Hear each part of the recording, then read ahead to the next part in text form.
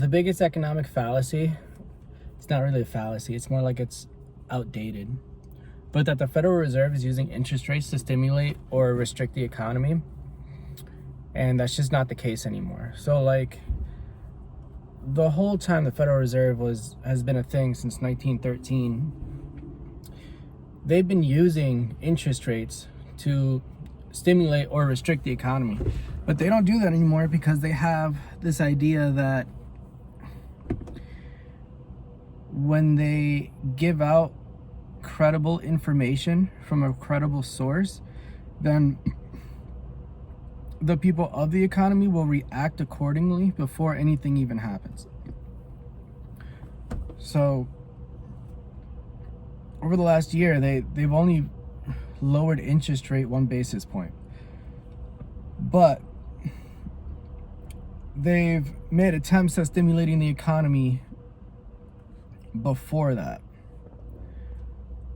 And so what did they do? They gave out credible info that they will be lowering interest rates, and they kept saying that we will be lowering interest rates. And so what will happen is people will hear that, people in the know, they'll hear that they will be lowering interest rates. Fed funds rates will be coming down. So then they react as if it already happened.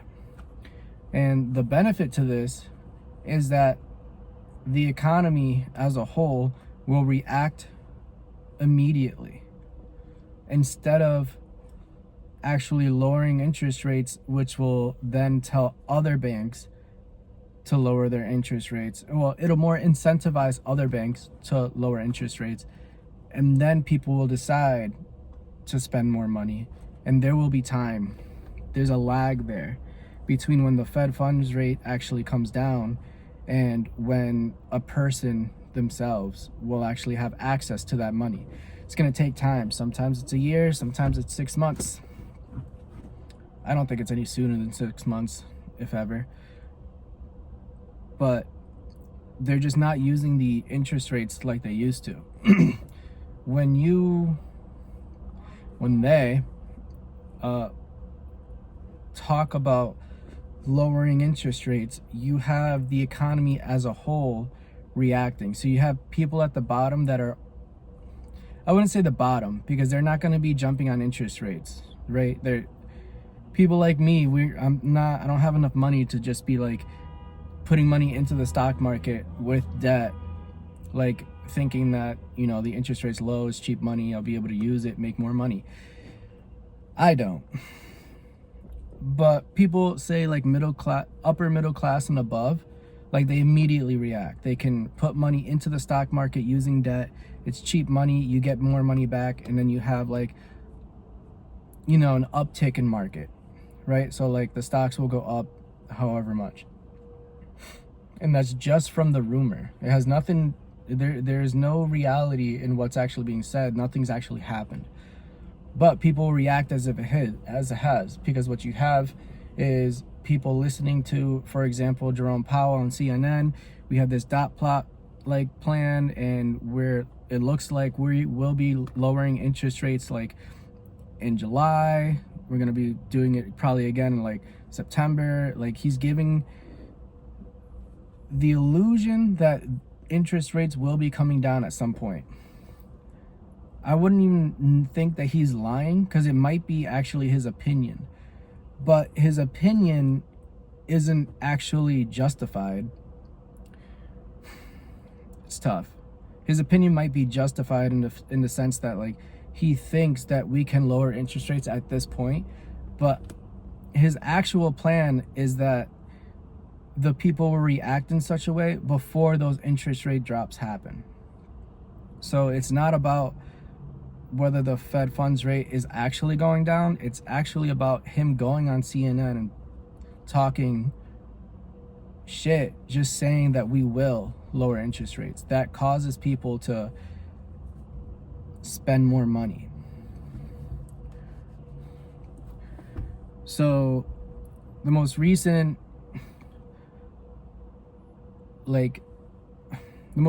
thing that happened is Trump talking about tariffs. We're gonna tariff China, Mexico, Canada, and we're gonna get the money that we deserve for the products that these countries are selling to us. We're buying them. We deserve a cut. So when Trump says that, everybody believes it, right? Like, if Biden said that, dude, I don't think anybody's reacting. I don't think, people are going to be going out there and talking about what Biden said. Nobody ever did that. Like, unless you're watching the big mainstream media sources, like, you're not thinking that whatever he says is justified in any particular way. But Trump is known as the money guy. Like, the last presidency he had, he was in charge during a time of when there was a good economy for the short time that he had before COVID. So people will hear Trump say, we're going to tariff these people. He's seemingly volatile. He's seemingly just shooting from the hip. I think he's a little more planned than he leads on. But, it seems like we can trust him. So when he says tariffs are coming, and we get like a lot of energy from Canada, we get a lot of products we get a lot of products from China and Mexico, a lot of manufacturing done in those places, a lot of lumber coming from Canada. Like, when people hear that, they're probably immediately thinking prices are going to go up. When prices go up, when there's a common prediction that prices will go up, the first thing people do, and they always do, is take out money. They get liquid. They get cash. Like, they make sure that they have US dollars in hand. In the, digitally, whatever. But, they have access to the dollars. So if they have assets, they will be getting into dollars because they think, they heard that tough economic times are coming when Trump says that he's going to create tariffs. And so you can believe that Trump will create tariffs, or you can understand what the Federal Reserve's plan actually is. The Federal Reserve's plan, as they have stated, is that they will use rumors to move along the money velocity that's happening in order to affect the neutral interest rate without actually moving the Fed funds rate, the actual interest rate, right? So the Fed funds rate being the interest rate that the Federal Reserve has, and that's going to be different than your bank's interest rate because your bank is borrowing from the Federal Reserve, right? It's like levels of banks. So if your bank is borrowing from the Federal Reserve and then your mortgage lender is borrowing from the bank, you see how the levels happen. That's where the lag time happens, and then by the time it actually gets to you, it's even more, right? So you have a huge gap between when it actually starts at the Fed funds rate and when it actually gets to you buying a house, for example. With starting the rumors, there is no lag time. The rumor starts, people react. So people lately are reacting to these tariffs. They start taking money. Stock market takes a dip, cryptos take a dip. People are getting money out of their assets and into liquidity. And so the biggest economic fallacy that is going on right now is that the Federal Reserve is using interest rates to stimulate or restrict the economy.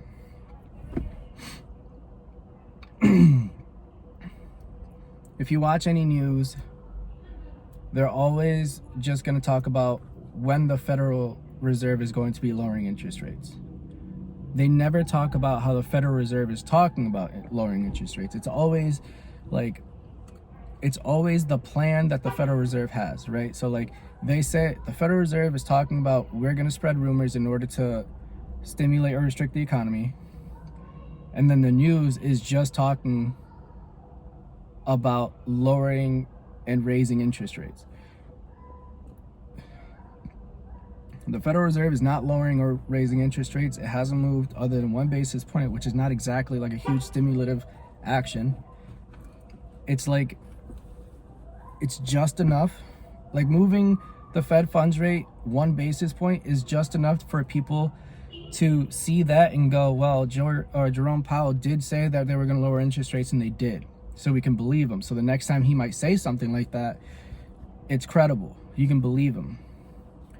even though in reality he didn't move it in, like, not he, there's 12 members in the board of the Federal Open Market Committee, but they didn't move it so much that it became a stimulative action. They just moved it enough so that you can believe that they said that what they said was true. So when the Jerome Powell goes back on CNN and wherever he goes and he talks like, oh, we're gonna lower interest rates again, don't worry, we promise it'll come when it's the right time, then like people will believe him, because last time he said that, it eventually did happen, even though it was like almost like it was more than 6 months later. It was like not enough to create a very stimulative reaction, but it was just enough to like, it can be verified. This is credible.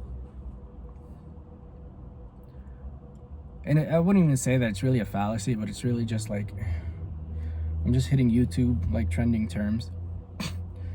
But it's not so much a fallacy, it's really just an outdated idea, I guess, that the Federal Reserve uses interest rates to stimulate or restrict the economy. You know, it's their monetary policy. They're just not using that anymore. What's interesting about how they can use these rumors is that, you know, to get people to stimulate the economy themselves, to get money velocity going up, to get people to borrow more money,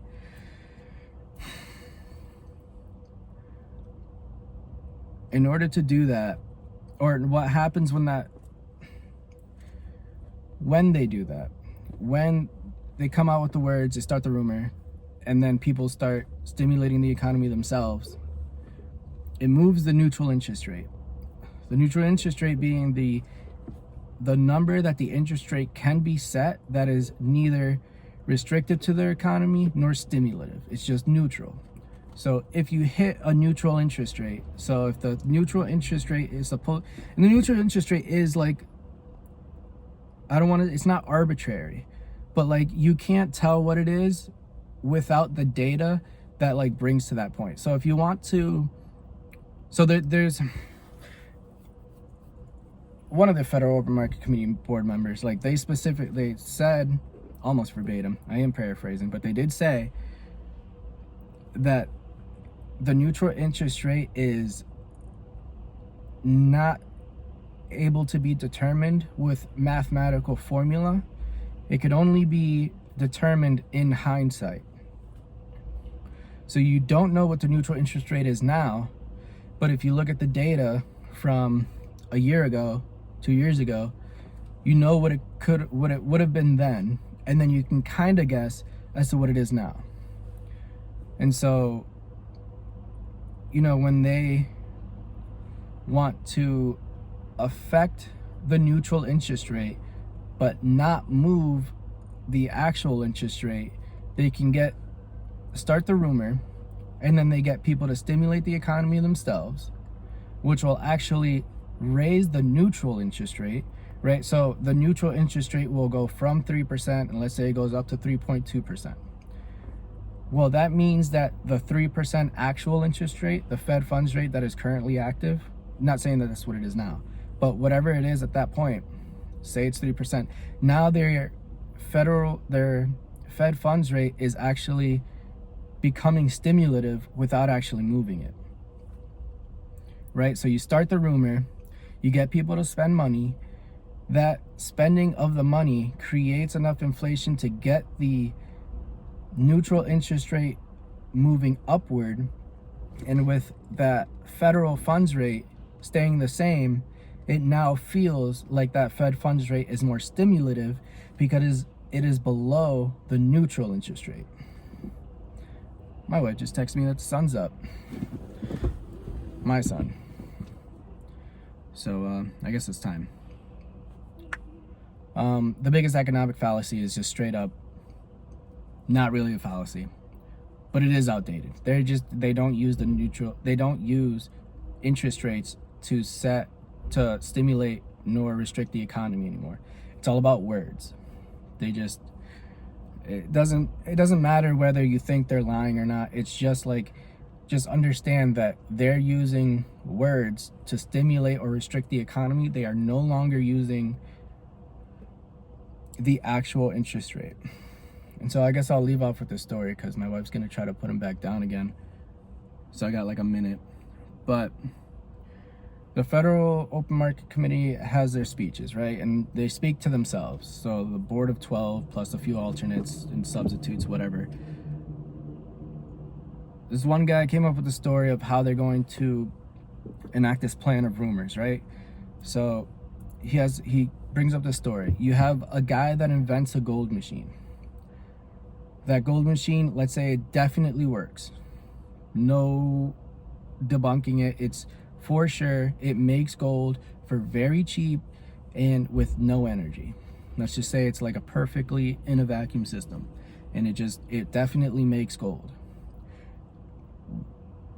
What you need is people who are trusted, that are verified, that are credible, to then go check out the machine, verify that it works, and then publicize it.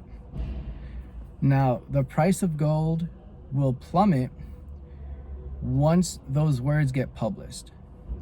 So you got the scientist that is going to say, like, this all works, this all checks out, this is legit, there is real gold coming out of this machine for very little input and for very little energy. It's very cheap to make gold. The price of gold immediately drops before any gold is made. No gold has to be made, but the price of gold drops.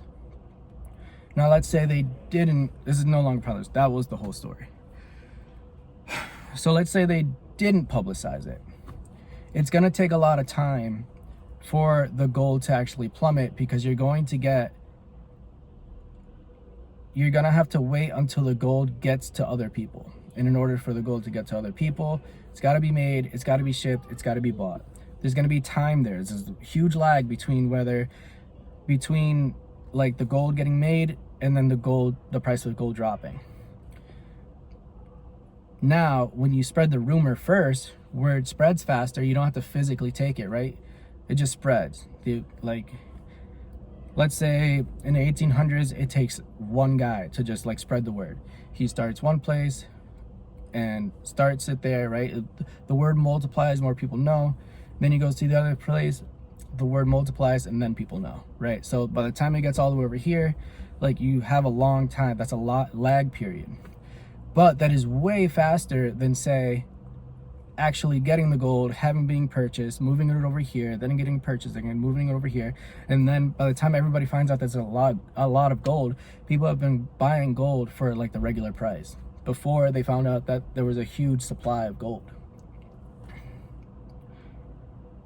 But the rumor being so fast, now we have the digital age, everybody, like millions of people find out the same day. So like the price of gold will immediately plummet the same day that the words are published, before any gold is even being made.